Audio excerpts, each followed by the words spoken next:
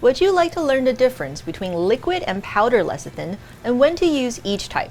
Well, today on WTF, we're going to have a little lesson in lecithin as we show you how to make a great praline peanut butter cup.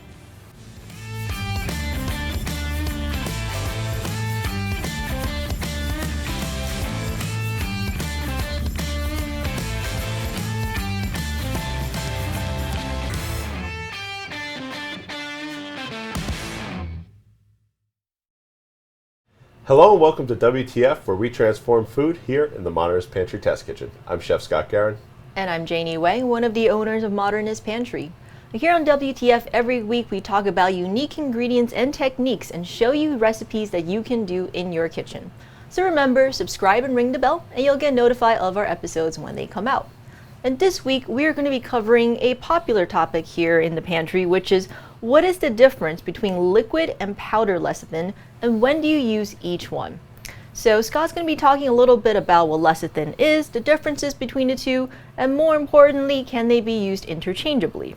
So let's start, Scott, with I guess the basics of what exactly is a lecithin. So lecithin is a fat that can be found in a number of different things: soy, eggs, sunflower seeds, and it's used as a great emulsifier. So you can make different types of emulsions depending on whether it's powdered or liquid. Yeah, and here at Modernist Pantry we have both powdered and liquid, but there's a lot of confusion about, what's the difference between them. So can you explain what are the functional effects of a powder versus a liquid?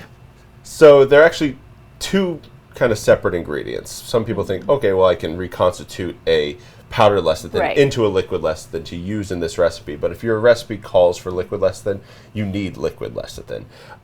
Mainly because powdered lecithin has a little bit more of a hydrophilic, which means it's water-loving end to it. So you could mix it into things that some emulsions, you can mix it into baking and all these different things that have a lot of water, and it'll be able to emulsify a little bit better. But when you have a very high fat content, you're going to want to use liquid soy lecithin because it is more fat loving. Yeah, and I think in theory that all makes sense, but if someone's at home and they have their own recipe and it's just calling for lecithin, it doesn't specify which type, how do they know which type they should use? Generally, if it's just calling for lecithin, it will be powdered lecithin. Okay. That's going to be the most common one. If it's going to be, let's say if you're adding it directly into any fat in a recipe, it's going to be liquid lecithin. That's a great way to know. If you're adding it into any water in a recipe, it's going to be powdered lecithin. Okay, so really read those instructions clearly and make sure you understand what step you're adding that lecithin in. All right, and I think you kind of addressed this, but I know because we get this question at least twice a week, which is, well, I know you just said this, but I only have powder or I only have liquid and I want to substitute it. What can I do? So that's a little bit difficult because sometimes you can't. There's going to be instances where you just can't. If you have a lot of water in a recipe and you try to just add liquid soy lecithin to it, a lot of the times it's going to clump up and separate and not be able to work properly, which we'll see in some of our emulsions quickly here. And that's just not what it does. It's a little bit hydrophobic, so it pushes away that water. But if you just have both of them on hand, you shouldn't run into any issues. Right. So it's kind of an interesting thing where I feel like it's something that's easier shown and then really talked about. So I know we prepped a little display of what happens if you try to use powder in place of liquid and vice versa. Yeah, so it's great. So we have two different emulsions here. This is actually a water in oil emulsion, which basically means there's a large amount of fat and then you're slowly emulsifying water in, which is the opposite of what normal like vinaigrettes and things like that are made. Usually it's water and then you cut in small amounts of oil and they're coated in this water, which is what we have here. So this is a oil in water emulsion. This is a water in oil emulsion. So they're two opposite things. This uses liquid soy lecithin and this uses powdered soy lecithin. And you could definitely tell which one has more water in it by the color of both of these, right? Okay. Whenever you have more water, you're going to have a lighter white color, right? And then with a little bit more oil, you're going to end up having this color, and also the liquid soy lecithin is darker, so that's what also attributed to some of this color Okay. as well. This looks a little bit more like a mayonnaise, Right, which you'll it notice. does, yeah. And that's great. If you are making a mayonnaise, liquid soy lecithin is great because when you add it directly into the eggs in a mayonnaise, there's lecithin in those eggs, and they Okay. kind of marry together, and they work really amazing to make a super stable mayonnaise. All right. So that's a great way to use it. And then we have two separated ones, and you can definitely see the amount of water in here, which we tried to add some liquid soy lecithin to, and it separates out even through the water, and it doesn't even mix into the fat. So it completely, separates itself out. And then here we have some liquid soy lecithin, or I'm sorry, powdered soy lecithin that is residual kind of sitting on the top, and you can just tell they're completely broken. They're just not working Right. the best. And this is made about 3 days ago, so we kind of let them all sit and see how much they separate, and you can see Right. they So just can't basically, hold on really well. these two are kind of the same, but you're using the Different inappropriate. ingredients, yes, Yeah. exactly, and this So- right here as well. All right, so hopefully what we're clarifying for you is that if your recipe does specifically call for one type of lecithin, or you just, based on Scott's advice, read through the directions, and you're like, oh, I'm adding this to oil or I'm adding this to water, you really need to get the correct type, right? And they are not substitutable. And hopefully what we're demonstrating today is why that is. All right. So I think, this kind of wraps up the scientific talky part of our episode, but of course we always want to make sure that we leave you with a great recipe. So we're going to take a second to reset our table here, and then we're going to come back and show you how to make a praline peanut butter cup. And we're back, and we can't wait to get started with our praline peanut butter cup demo. But first I want to talk real quick about this week's giveaway, which is going to be both a bag of the 50-gram soy lecithin and a 250 milliliter of the liquid soy lecithin. Hopefully what we'll be showing you in our first segment is why you should really have both of these in your pantry. All right, now I'm going to pass it over to Scott because I want to eat some praline peanut butter cups. All right, what are we doing, Scott? All right, so we all know what peanut butter is, but to make a praline peanut butter is a little bit different. We're basically going to be making a praline. So I have a very high temp sugar here. This comes up to about 324 degrees. You can notice that it is rather dark, but that's a good thing. Any lower than around 310, you're going to get a grittiness from the sugar. So what we're making here is a peanut butter with all the richness and all the flavor and all the complexity from like a dark, rich caramel, but also those crispy little bits that you get from like a praline. So this is a really great technique. So I'm going to add the peanuts directly in here. So there's a few different ways to do this. You can use regular peanuts, or you can use salted peanuts. If you're going to use salted peanuts, don't add any extra salt at this step, which we have here. We use salted peanuts for this.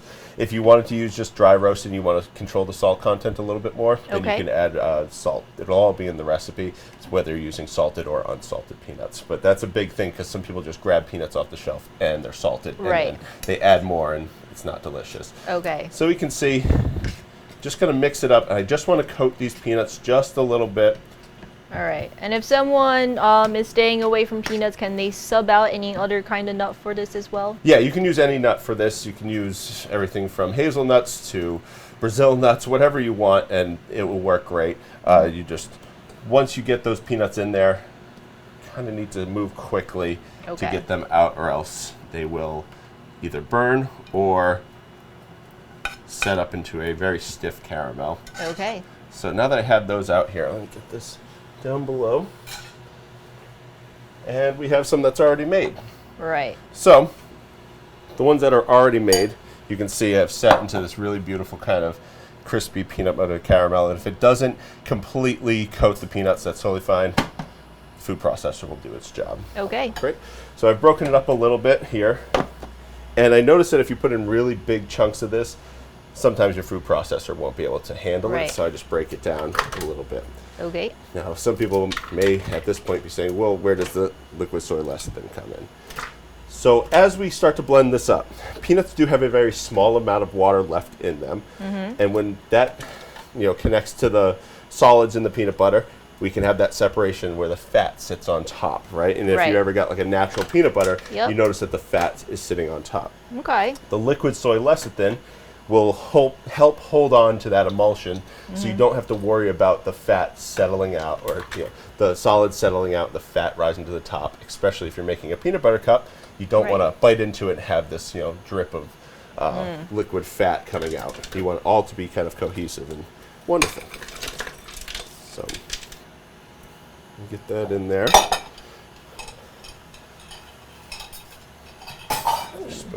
So I'm going to add in my liquid soy lecithin now. This is very thick. It's about as thick as honey, if not a little bit thicker. If you wanted to loosen this up and make it a little bit more workable, you could pop it in the microwave for about 10 seconds. Okay. Or if you have like a honeycomb, like a honey server, you can do the same thing with that. You just leave it in there and kind of dip it out when you need it to. And it'll stick to your spoon really well. Okay, so you don't need to worry about like evenly distributing it because that work will be done in the food processor. Yes, I'm going to mix this up really well before I add in any oil to, thin it out. Okay. So the food processor will do a great job of that. And once it starts mixing with the fat from the peanuts, it would be great. Okay. So I'm going to just give this a pulse and make sure none of it's, sticking to the bottom. And then when this is done mixing, then we can move on. Okay.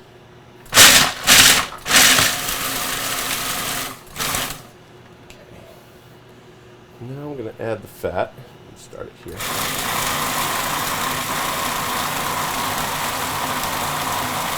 And is that any specific kind of oil or just neutral flavored oil? For this, you can go with peanut oil if you have it. If not, you can go with a canola oil. Obviously, peanut oil will be the most natural for the flavors in here already. Ooh, so you can really start seeing that emulsion is happening. Yeah, as it lightens up, you can definitely tell there's an emulsion happening in here.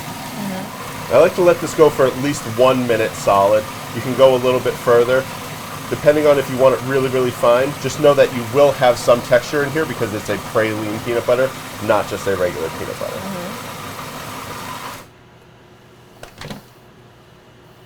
So, look.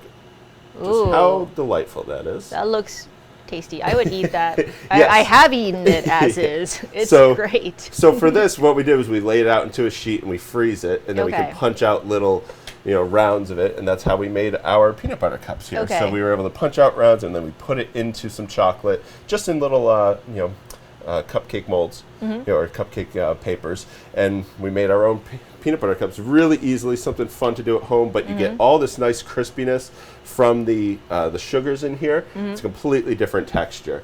And if you watched us on Instagram or later here this week on YouTube, we'll have this entire recipe to show you just how it works. Okay. And if you want to try one, Janie. Oh, I definitely do. So I know that for folks who are like, I can't wait to see it. What is the what do you do once you've had the little rounds of the praline butter? How do you put it into the chocolate? Good question. As I just eat a spoonful of peanut butter. So good. So I take chocolate. Delicious. And we made this chocolate a little bit more like what we call candy bar chocolate. So it's 1 pound of chocolate to 1 tablespoon of vegetable oil, which makes it a little bit more melty, a little bit more soft. So you put about 1.5 tablespoons of that down into the like cupcake paper. We have these birthday cupcake papers we used. And then we put the round of peanut butter in there, and as you press it in, it kind of fills in the sides, and then you put another tablespoon of chocolate over the top, and that's what you're left with. That's it? Yeah, Okay. you pat it on the ground on the table a few times, and it settles it out perfectly, and yeah, it's extremely simple, but it's fun, and they taste way better than other peanut butter cups, we think. Oh, it tastes delicious. It's like an elevated peanut butter cup. All right, and as always, you can get the links to this recipe below. And at the end of this episode, we're going to link to, I think, our lecithin episode, so that if you're like, I still want to learn more about lecithins, because we went over it pretty quick here. You can certainly watch that, because lecithins are great, certainly not just for making butters, but all kinds of things, like salads, baking. There's so many different applications. We love lecithin here. So I believe that pretty much covers it. That wraps it up for us for today. And remember to leave your comment for, did I not tell people how to win? No, you did. Okay. We started. 50 gram and 250 milliliters. But I didn't tell them what they needed to do in order to win it. Now they know. We let them on. Now they're like, but how do I win? So in order to win, just leave in the comments below something that you want to make with lecithin. It's that easy. So until next week, from here in the Modernist Pantry Test Kitchen, I'm Janie Wang. And I'm Scott Guerin.